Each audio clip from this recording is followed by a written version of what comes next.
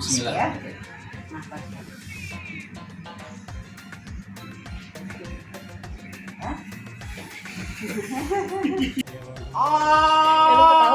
Lu ketawa. Sudah. Alhamdulillah.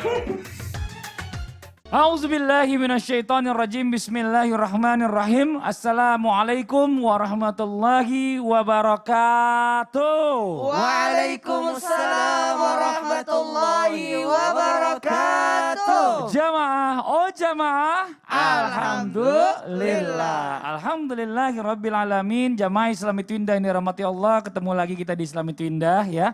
Sekarang ini kita sudah masuk di akhir zaman. Para ulama kita selalu mengingatkan, ini akhir zaman ini makin banyak fitnah. Bahkan yang paling ngeri adalah adu domba satu sama lain. Udah hilang kepercayaan, makin banyak hoax juga dan kita nggak tahu lagi nih mana yang benar dan juga mana yang salah. Nah ya, hari ini kita sama-sama mencoba untuk terhindar nih dari semua itu. Makanya kita bahas tentang tema yang mudah-mudahan jadi pelajaran buat kita. Temanya adalah adu domba penghalang surga. Nauzubillah min zalik. Nah sebelum kita lanjutkan, kita mendengarkan tausiah dari guru-guru kita. Saya punya tayangan nih buat jamaah yang ada di rumah ya. Tentang parodi dahsyatnya efek adu domba. Langsung aja kita lihat tayangannya. Ini dia. Mantap baik dari kurang duit nak poho tadi kebejaan angka gui dicalo dicabutan ujung tengah kacang itu bener ya itu bener ya ada kebudak haram tiada depan orang geus hei gue aing situnya itu mang akhirnya dengan ojek karera jeung Irfan aing tadi datang di hitutan baik ditipu bohong siapa tuh bener aing ya saya dendam ke aing gak ngasih dita barang ku aing apa mana bisa gue tanya aing kan yuk wah tanggal pepulakan aing di cokotan bohong siapa ributkan beneran tuh ributkan ya saya dendam ke aing Ya ini jadi bicara masalah tentang bercanda sebenarnya awalnya ya kan. Tapi dengan kebohongan akhirnya seperti mengadu domba akhirnya nauzubillah min zalik. Nah ini kita coba kita lanjut lagi nih ya. Begitu keras Rasulullah bahkan para ulama ya kepada pelaku adu domba ini. Katanya kekejamannya ini bahkan melebihi para penyihir. Nah pertanyaan saya nih kenapa kok sampai seperti itu ya kekejamannya lebih daripada penyihir. Apa sih sebahayanya yang sebenarnya yang terjadi dari adu domba ini? Mungkin bisa penjelasannya Ustaz Zaliza, mohon izin, tafadhol. Izin saya Ustaz Maulana Bang Fadli. Assalamualaikum warahmatullahi wabarakatuh. Waalaikumsalam warahmatullahi wabarakatuh. Hamdan bi rabbin khasana bi Muhammadin. Wassalatu wassalamu ala sayyidil mursalin wa ala alihi wa ashabihi wa man tabi'ahu ila yaumiddin. Wa ba'da tahiyyah. Qala ta'ala fil Qur'anil Karim wa huwa asdaqul qailin a'udzu billahi minasyaitonir rajim. Ya ayyuhalladzina amanu in ja'akum fasiqun binaba'in fatabayyanu. Wahai orang-orang yang beriman, jika seseorang yang fasik datang membawa berita kepadamu, maka telitilah kebenarannya. Al-Hujurat ayat ke-6. Jamaah. Oh jamaah. Namimah atau adu domba merupakan perbuatan yang menukil ucapan seseorang lalu membawa kepada orang lain dengan bertujuan untuk menghancurkan hubungan baiknya. Adu domba lebih dahsyat akibatnya daripada sihir. Kalau sihir menghancurkan orang perlu waktu untuk berproses. Tapi adu domba hanya menghancurkan manusia dalam sesaat saja. Seperti yang dikatakan Yahya bin Abi Katsir. An-namamu yufsidu fis sa'ah ma la yufsidu sahir fis syahr. Artinya pelaku namimah atau adu domba bisa merusak hubungan seseorang dalam waktu 1 jam saja. Sedangkan penyihir perlu waktu mungkin bisa jadi 1 bulan. Abu Khattab mengatakan, kenapa disamakan penyihir dengan pengadu domba? Karena dilakukan di tengah-tengah masyarakat dengan secara diam-diam, cepat, dalam sekejap seorang pelaku dapat menimbulkan kerusakan dengan kerusakan yang tak dapat ditimbulkan oleh sang penyihir tadi dalam waktu 1 bulan. Na'udzubillah. Seperti dianalogikan al-fitnatu asyadu minal qatl. Fitnah lebih kejam daripada pembunuhan. Kenapa? Kalau pembunuh jelas yang dibunuh 1 orang. Tapi kalau fitnah bisa lebih daripada 10 orang yang ia bunuh. Na'udzubillahi min dzalik. Seperti apa sih karakternya?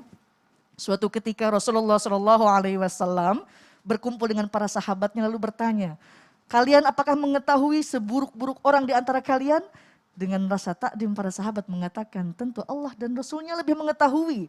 Rasulullah SAW berkata, seburuk-buruk orang adalah yang bermuka 2. Mereka datang ke suatu kelompok dengan 1 muka dan mendatangi kelompok lainnya dengan muka yang lain.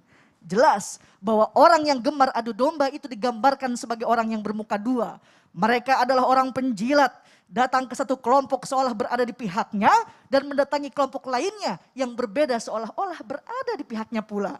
Hanya mencari keutamaan dunia yang sifatnya sementara, bermain di air keruh, mengadu sana mengadu sini, setelah pihak yang bertempur itu diperang, saling ecek, bertindak di luar kendali, bahkan mungkin saling membunuh, dia menimba dan mengambil keuntungan daripadanya. Seperti tayangan tadi, pada keprok tangan.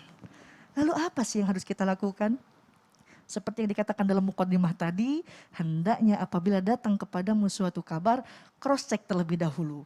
Karena di dalam agama Islam, orang yang mengadu domba tertolak kesaksiannya. Kita punya 2 mata, kita punya 2 telinga, kita punya 1 mulut. Mata kiri melihat, jangan langsung kau ucapkan sebelum mata kananmu pun melihat. Telinga kiri mendengar, jangan langsung kau ucapkan sebelum telinga kananmu mendengar.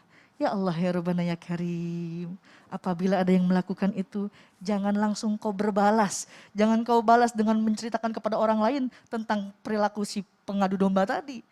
Ingat dalam kitab Tanbihul Ghafilin, Rasulullah SAW mengatakan la yadkhulul jannah qattatun aina mamun, tidak masuk surga orang yang mengadu domba. Janganlah dan janganlah engkau melakukan. Hentikan itu kezoliman. Jreng. Wallahu a'lam bishawab. Jazakillah khairan kasiran, makasih banyak udah diingatkan Ustaz Elisa. Nah sekarang kita lanjutkan lagi nih buat jam yang ada di rumah. Ustadz Maulana mau izin sebelumnya. Saya pernah dengar nih ya, katanya ada ancaman yang sangat mengerikan selanjutnya nih bagi orang yang gemar adu domba. Nah makanya Rasulullah itu selalu mengingatkan ya sejak dahulu akan mendapatkan sisa kubur nih bagi orang-orang yang melakukan adu domba sampai siksa kuburnya itu terdengar oleh para hewan dan juga penduduk langit. Nah ini mohon izin penjelasannya Ustaz. Bagaimana nih azab ini memang beneran terjadi atau bagaimana? Mohon izin silakan. Izin Ustaz Alisa, Ustaz. Bismillahirrahmanirrahim. Assalamualaikum warahmatullahi wabarakatuh. Waalaikumsalam warahmatullahi wabarakatuh. Jamaah. Yeay. Oh jamaah. Yeay. Alhamdulillah. Hati-hati bagi orang yang melakukan dosa namimah atau bahasa Indonesianya adu domba. Tidak akan masuk surga bagi orang yang suka mengadu domba. Surga itu berada di akhirat. Tapi surga di dunia ada tuh. Apa itu? Rezeki, tentram, nikmat. 1, 2, 3. Rezeki, tentram, nikmat. 1, 2, 3. Rezeki, tentram, nikmat. Berarti orang-orang yang melakukan namimah susah rezekinya. Tidak tentram hidupnya. Tidak, rezeki tentram. Nikmatnya tidak ada sama sekali. Bahagia di atas penderitaan orang. Dia pergi ke sana, terus ke sana lagi menceritakan. Jadi tidak tenang hidupnya. Tiba-tiba yang diadu domba itu sudah berdamai, malu dah dia. Hati-hati. Ketika orang melakukan adu domba, menyebabkan dia, kenapa? Dia terancam masuk neraka. Bagaimana neraka itu? Tersiksa hidupnya. Bahkan bukan saja neraka akhirat, neraka dunia pun sudah dia dapat. Kenapa? Tersiksa, terbebani, terancam, menderita. mohon maaf karena bahayanya namimah ini atau adu domba ini bisa kenapa? Memunculkan rasa curiga antar sesama manusia. Betul tadi kata Ustaz Aliza bahwa sebenarnya ini membahayakan karena berada di tengah masyarakat. Kita malah tidak tahu ada musuh dalam selimut. Kita tidak tahu dia musuh atau lawan lah. Atau kawan. Kita tidak tahu. Makanya hati-hati. Bahkan bisa menjatuhkan nama baik seseorang. Maaf ya. Bisa menjatuhkan nama baik seseorang. Bahkan bukan nama baiknya. Martabatnya pun. Bahkan keharmonisan rumah tangga bisa hancur. Disebabkan karena namimah ini. Atau adu domba. Makanya hati-hati. Bisa jadi, mohon maaf, namimah ini berakibat lebih fatal lagi. Apa itu?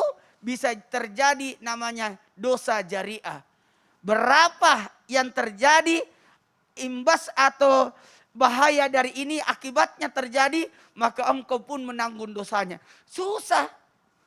Kalau orang sudah lebarkan, kemudian ini hati-hati. Sekarang lebih gampang lagi. Ada namanya sosmed. Ngirim pesan berita hoax. Yeah. Itu bahaya. Iya, berita yang bahaya, terus kebohongan, kirim ke sana, kemudian beritanya belum terlalu jelas. Saya sudah 3 kali diberitakan meninggal. Ya Allah. Innalillahi, meninggal Ustaz Maulana. Banyak, Ustaz meninggal. Kalau aku meninggal gak mungkin angkat telepon. Iya. Ya Robi, benar juga sih. Ya aku bilang nonton aja Islam Ditinda setiap hari. Berarti aku masih hidup. Alhamdulillah, panjang umur. Nah tadi yang ditanya ke Mas Fadli. Katanya bahkan binatang ternak pun mendengarkan siksaan orang namimah. Iya, karena kenapa? Nabi pernah naik kuda. Hampir-hampir Nabi terjatuh. Ternyata ada kuburan yang lagi disiksa. Siapa itu? Pelaku namimah lagi disiksa. Jadi hati-hati. Orang yang melakukan namimah akan tersiksa di dalam kubur. Siksaan paling terbanyak di dalam kubur termasuk siksaan dosa adu domba ataupun namimah. Nauzubillah min zalik. Jadi benar adanya kalau seandainya orang yang suka adu domba itu di dalam kubur itu disiksa terus sama malaikat sampai terdekat dengan hewan-hewan ternak dan penduduk langit. Bahkan kan sebentar lagi masuk bulan Ramadan. Betul. Ini kan sudah Jumat. Masya Allah. Berarti insya Allah beberapa hari lagi. Ini hati-hati loh. Ya. Hati-hati loh, jangan sampai bisa jadi puasa kita terancam juga pahalanya. Min zalik. Terima kasih banyak Ustadz Maulana. Nah sekarang kita lanjut lagi buat jamaah yang ada di rumah ya. Kita masih punya tayangan lagi nih tentang parodi setan membisikkan ajakan adu domba. Gimana ya setan bisikinnya? Ini dia nih, silakan. Udah makin lama tuh makin kesini kinerjanya makin jelek menurut gua. Ya kan? Apa-apa lelet tuh, lihat. Lihat tuh. Mau buka pintu aja lelet kan? Ya kan? Tuh. Mak kayak kukang. Serius. Emang pantas orang kayak gini dipertahanin di rumah lu, kerja sama lu. Menurut gua mendingan lu cari lagi pembantu di luar sana yang lebih bagus daripada dia. Apaan yang kayak gini pertahanin, udah pecat aja. Pri! Sini, duduk. Nih, dengerin ya. Kinerja lu semakin ini semakin enggak banget. Makin lambat. Mulai hari ini kamu dipecat. Ya tapi itu keterlaluan juga buka pintu ya segitu lamanya ya kan. Gimana kerjaannya yang ada. Saya sih tetap berbaik sangka. Tayangan tadi kenapa dia lambat membuka pintu, tahu nggak kenapa? Takut mengganggu majikannya. Yang lagi serius dengan handphonenya atau serius kerjanya, nanti malah mengganggu. Jadi tapi gak sepelan itu juga, kalau itu mau terlalu lambat. Dan sekarang gini aja deh kita bahas aja deh nih, apa benar bahwa sifat adu domba itu sangat berbahaya?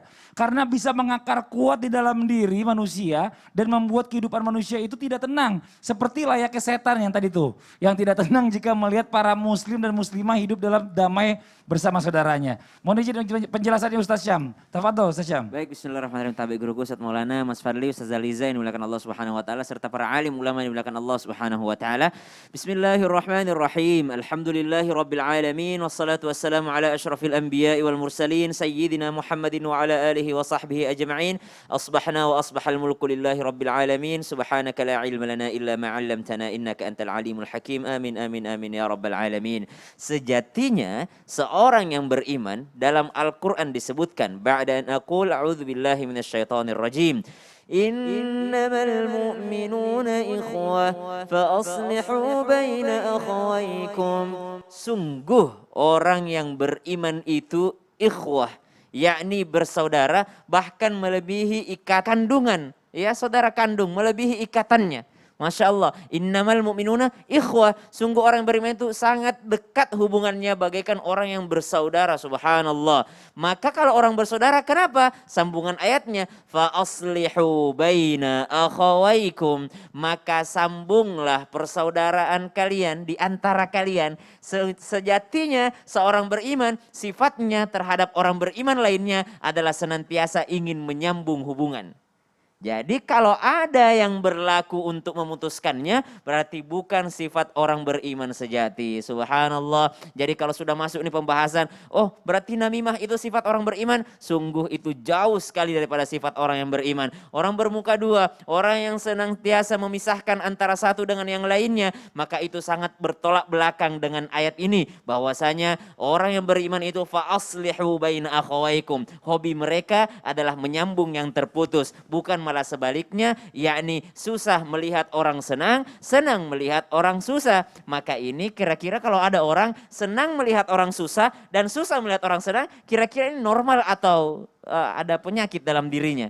Oh, ada penyakit di dalam dirinya, ada penyakit di dalam jiwanya. Subhanallah, jikalau ditanyakan apakah sifat namimah ini akan mengakar di dalam hati sehingga menyiksa diri sendiri, sungguh itu akan menyiksa. Karena bukan lagi suatu kewajaran jikalau kita melihat orang lain senang itu, mereka berdamai lalu kita merasa susah. Berarti ada sesuatu yang tidak normal di dalam hati kita. Ada sesuatu yang tidak wajar di dalam diri kita. Karena manusia itu senangnya berdamai.